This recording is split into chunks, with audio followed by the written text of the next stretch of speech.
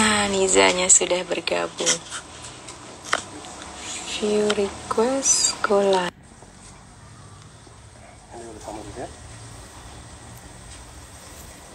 Pagi 8.22. Oh, 24 jam ya. 23 jam ya, Cid ya, bedanya ya. Hai. Halo. Boleh vlog nih. Gimana? Senangnya. Hujan nggak nih di sana? Kenapa? Hujan nggak? Panas banget hari ini. Oh, Panas banget. Hari ini panas banget. Sampai tanaman gue kering.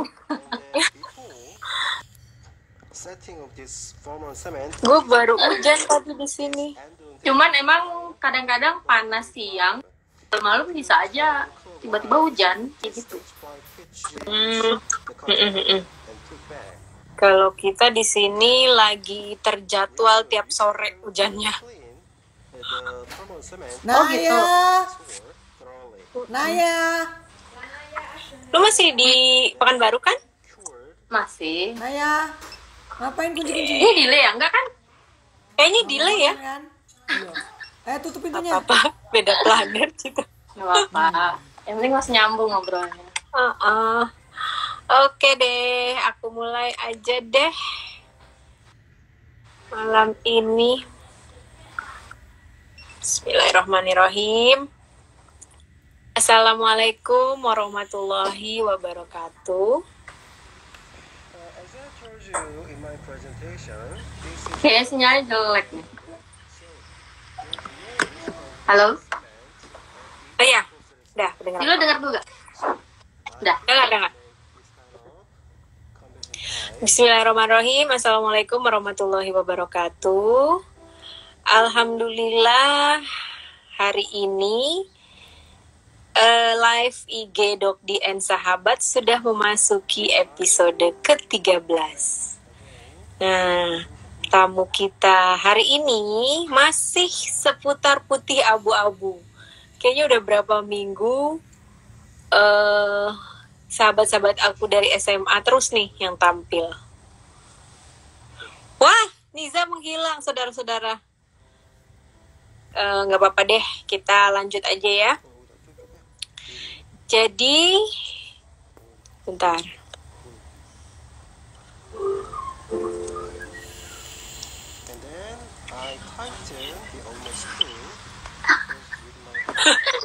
Tiba-tiba hilang. Iya, makanya, waduh, hilang. Kayaknya udah oke nih, udah bagus nih. Sinyal kayaknya. Udah. Mudah-mudahan nggak ada gangguan lagi. Mudah-mudahan. Nah, jadi aku bacain dulu biodata singkat. Nama lengkap Niza Masrianti. Alamatnya di Kecamatan Tampan, Pekanbaru, Riau. Tempat tanggal lahir 14 Agustus 81. Sama Cepi ya? Sama, dan gue dulu sebangku sama Cepi. Ya ampun, ulang Kelas tahunnya 2. Hari Kelas 2 Pramuka gue nih ya. sebangku sama Cepi, kembaran gue tuh. Sudah berkeluarga dengan 3 anak, 1 laki-laki, 2 perempuan. Riwayat pendidikannya D3 Politeknik Negeri Bandung. Oh, di Bandung ya? Sama Lita. Oh ya, Riwayat pekerjaan. Pernah bekerja di sebuah hotel di Pekanbaru. Saat ini memilih karir ibu rumah tangga yang sedang menekuni dunia fotografi dan sosial media. Membangun sebuah sosmed management dan event organizer bersama suami. Sekarang ini pekerjaannya owner event Pekanbaru bersama suami. Kemudian seorang fotografer, influencer, dan reviewer di Instagram. Wah, keren. Followernya banyak banget ini. Masih banyakan Anya Geraldine. Ya Allah. Oke, coba dong jelasin nih sesuai gelar apa ya? yang kita tampilkan di flyer kan itu momfluencer. Nah, mungkin banyak yang belum ngerti nih. Kemarin aja Sheryl nanya, Bunda, momfluencer nggak dipisah nulisnya? Iya, ini akronim dari mom and influencer. Mungkin boleh dijelasin momfluencer itu apa? Jadi sebenarnya kalau momfluencer itu kayaknya udah kesini jadi berubah dari influencer jadi momfluencer gitu, karena influencer kan yang menginfluence banyak orang gitu ya. Nah, mom influencer tuh biasanya ibu-ibu, memang ibu-ibu muda yang mereka akhirnya menjadi reviewer terus menginfluence ibu-ibu muda lainnya. Dan memang untuk momfluencer sendiri sebenarnya ada agensi-agensinya juga gitu. Dan memang sudah banyak influencer-influencer yang dari mama-mama muda gitu apa sih ngomongin dirinya tuh momfluencer. Sebenarnya gitu sih, sama aja sama influencer. Cuman bedanya mungkin kalau momfluencer tuh lebih ke yang sering di-review itu produk untuk anak-anak. Terus yang berkaitan dengan ibu dan anak lah. Gitu. Nah, biasanya pelakunya ibu-ibu. Mama cantik ya. Mama yang udah nggak muda kalau gue sih. Mahmud. Nah, sejarahnya gimana tuh bisa tiba-tiba seorang tadi Poltek ya, dari Poltek tiba-tiba terjun ke dunia Instagram, sosmed dan sebagainya? Ya Instagram yang membawa gue jadi kayak gini sih pada akhirnya gitu, karena Instagram sendiri gue mulai ngikutin Instagram tuh dari tahun 2011 2012 punya Instagram. Terus akhirnya kan mulai nge-booming itu kan di sekitar tahun 2014-15 gitu, orang-orang pada fotonya mulai dibagusin. Terus yang tadinya cuma upload doang tanpa caption, akhirnya mulai upload terus pakai caption, mulai akhirnya menata lah Instagramnya gitu. Nah, kalau gue sendiri sih mulai tahu bahwa gue suka dan meminat di bidang Instagram dan seluk-beluknya itu ya di tahun-tahun 2015 itu mulai motret. Awalnya sih dari motret. Mulai motret sama teman-teman. Akhirnya terus tadinya nge-review sendiri. Lama-lama nanti ada yang nitip untuk bahasanya kan endorsement gitu kan, endorse. Hai, Sheryl. Iya, itu akhirnya ada yang endorse kayak gitu. Kayak gitu sih. Terus akhirnya dapet duit. Dari situ, dan kan enak ya dapet duit. Akhirnya digeluti, didalami dan dipelajari gitu. Ya kalau ditanya awalnya banget sih nggak ada, maksudnya nggak ada awal gue saat ini pengen jadi ini, enggak sih, jadi berjalan aja dengan waktu. Takdir yang menentukan alurnya ya. Iya, duitnya enak Iya. Terus kalau misalnya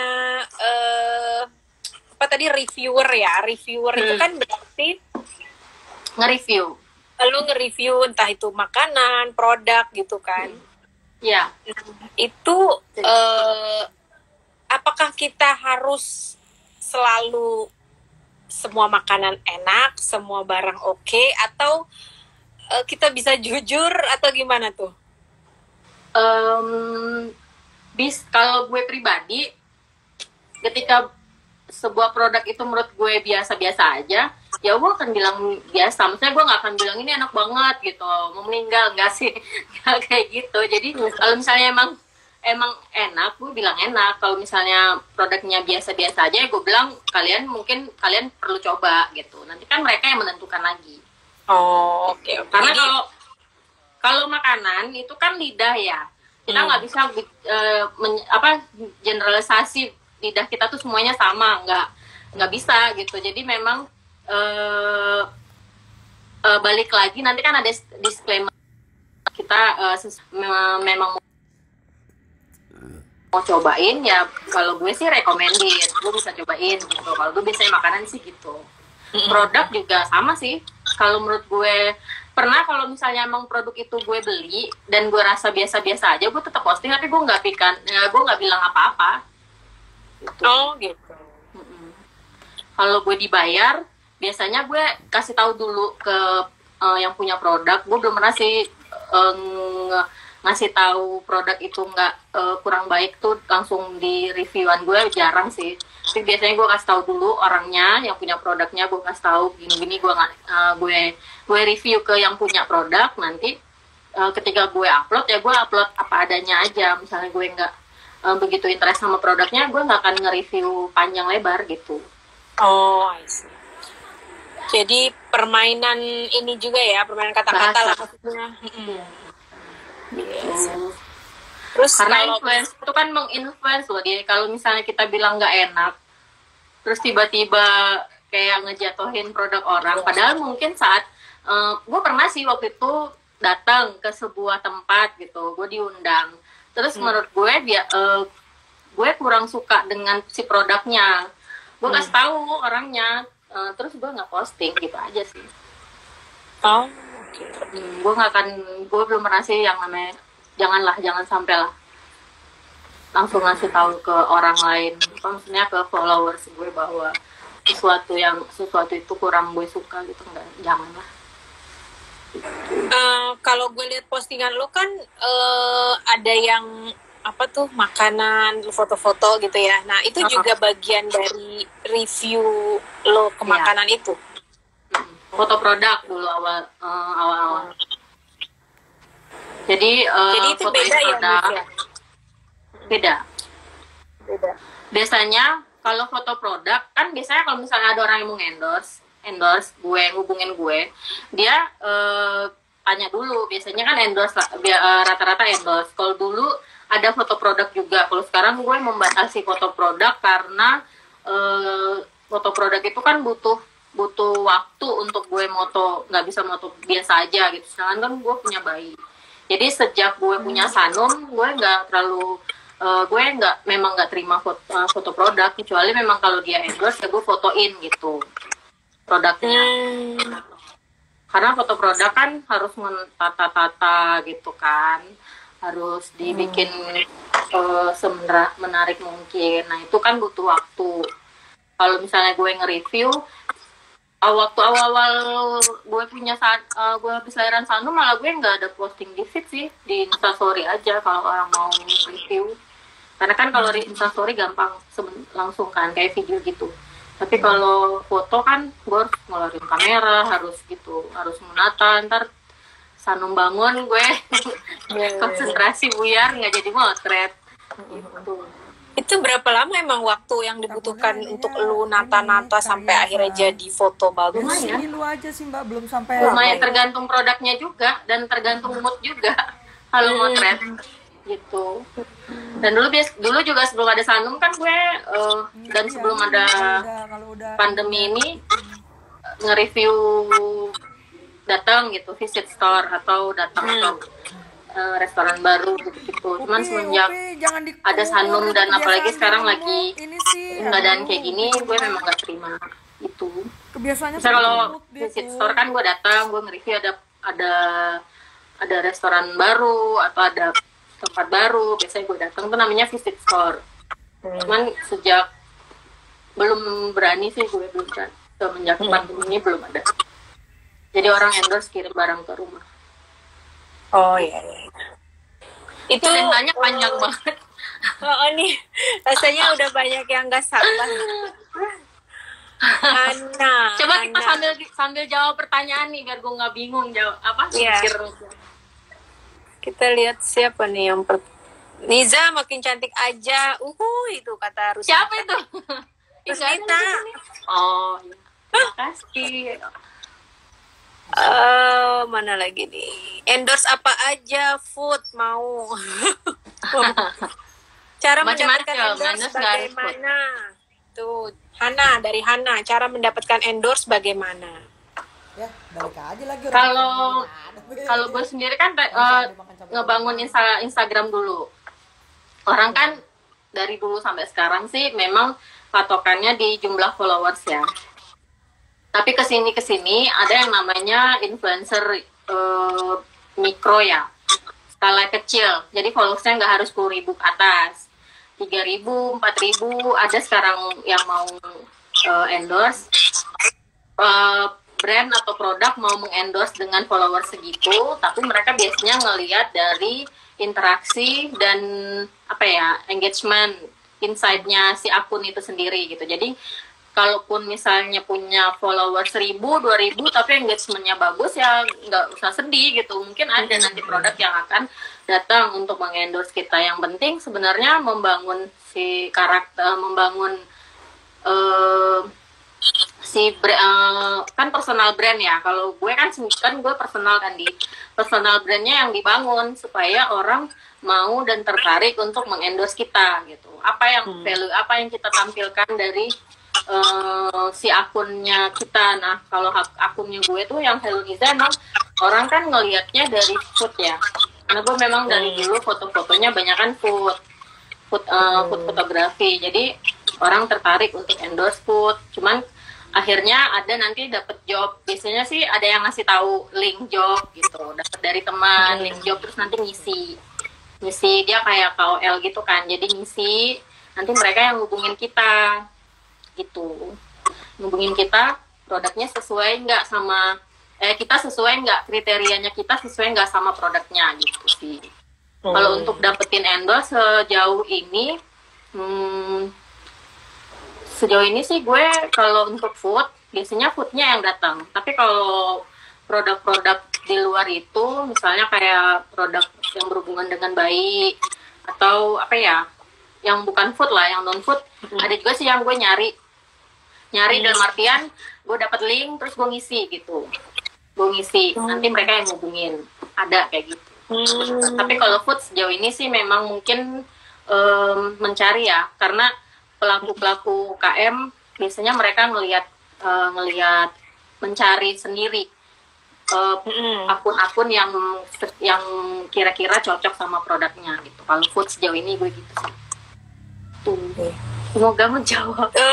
Tadi kayaknya lu di awal sempat ngomong agensi ya. Jadi para influencer ini memang ada agensinya. Ada.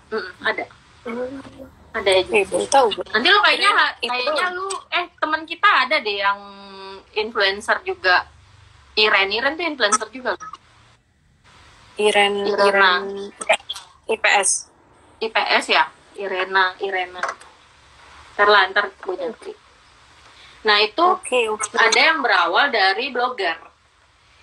Nah kalau blogger tuh gue dulu sempat juga sih ikut blogger, terus ada kumpulannya. Nah dari situ juga biasanya dapat job. Terus kalau misalnya agency, ya sejauh ini sih gue tahu di Jakarta banyak kalau bukan baru sendiri mungkin belum terlalu familiar sama yang agency gitu ya. Biasanya masih ikut ke kota juga, ke Jakarta juga. Sekarang kan lebih mudah, kita nggak harus datang ke Jakarta. Biasanya mengumpulkannya itu dari akun, dari grup WA, atau mereka ngumpulinnya dari biodata kita yang kita isi. Biasanya kalau misalnya gue nemu link job gitu, ada produk apa, nah itu kan si data punya kita itu kan mereka simpen. Suatu saat mereka memang ada, biasanya yang ngumpulin data itu memang agensi gitu. Dan kita sebagai influencer tuh ada yang terikat dengan si agensinya, ada yang nggak terikat. Yang terikat itu mungkin memang dia di bawah naungan agensi. Kan biasanya di bio-nya kelihatan tuh di part of member apa gitu. Nah itu ternyata dia agensi. Kalau misalnya dia nggak gabung di situ, tapi dia dapat job dari situ, mungkin dia dapatnya dari link-link itu. Dia sifatnya nggak terikat. Ya, nggak eksklusif ya. Oke, kita jawab lagi nih, Gina. Untuk endorse sebelumnya dicobain dulu nggak sebelum ada kesepakatan? Milih gitu apakah enak atau enggak? Macam Tasya Farasya, jadi nggak semua produk mau dia endorse karena dia coba dahulu. Sebenarnya kalau boleh aja sih, kalau gue biasanya gue kasih tahu, gue pernah balikin duit endorse karena memang gue nggak sesuai gitu. sama lidah gue, dan gue minta maaf sih sama orangnya. Nah itu terserah aja, kalau itu benar-benar mungkin nggak enak banget ya, kayak aku baru kali deh gitu. Tapi kalau misalnya masih oke, ya gue rasain masih oke, kan masih bisa ditelan. Nah, kalau makanan tuh masih ada rasa lah gitu kan, masih oke. Gue biasanya masih posting, cuman mungkin tidak dengan embel-embel yang nge-reviewnya tuh yang sesuai dengan lidah gue. Misalnya kalau enak ya gue sebut enak gitu. Kalau misalnya biasa aja, gue mungkin menghimbau orang-orang ya, kalau misalnya mau suka dengan produk yang kayak gini, rasanya seperti ini, ya boleh dicoba gitu. Itu sih gambarannya. Ngerti. Apa lagi? Mau dong endorse makanan, caranya gimana? Kalau Rusnita mah dia pengen ini aja dia. Nah, kebanyakan mungkin karena gue juga ngeliat-ngeliat akun-akun foodies dari teman-teman sendiri atau yang dari luar-luar, biasanya ngebangun dulu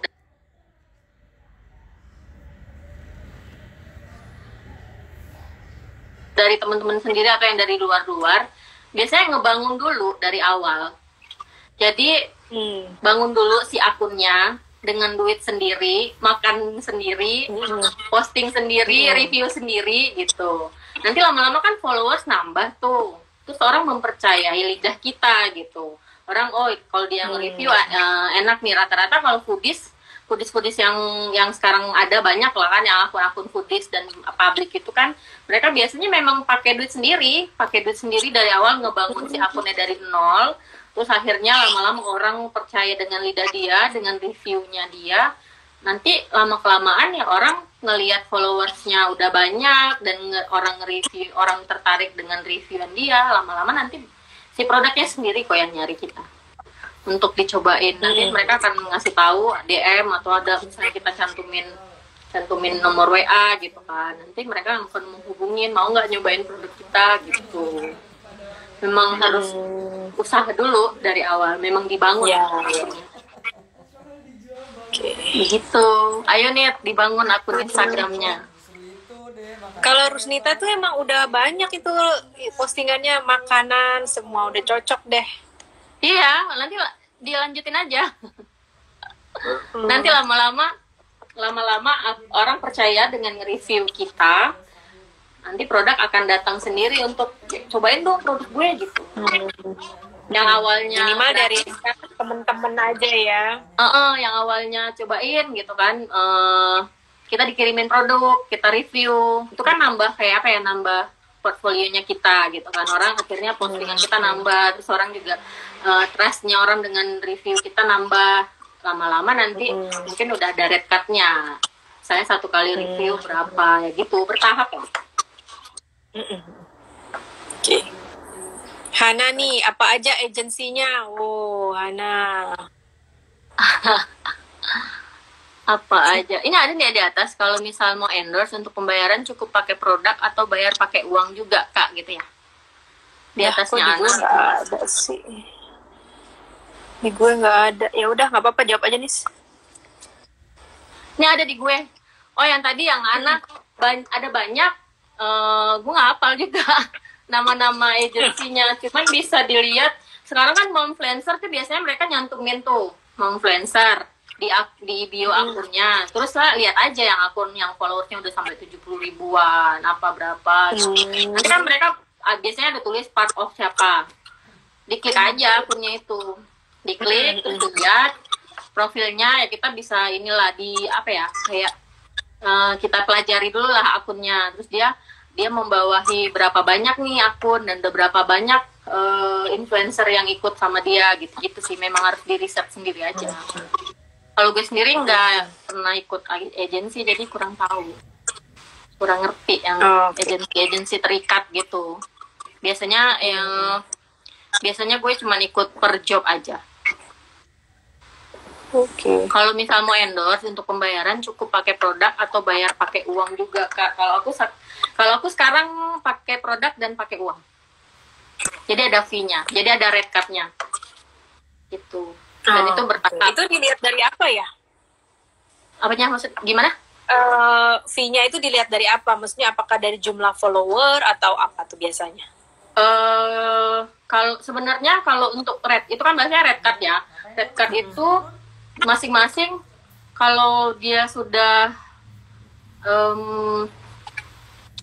merasa mampu untuk nge-review sebuah produk, biasanya mereka udah punya red card. Jadi red card itu yang bikin si yang punya akun.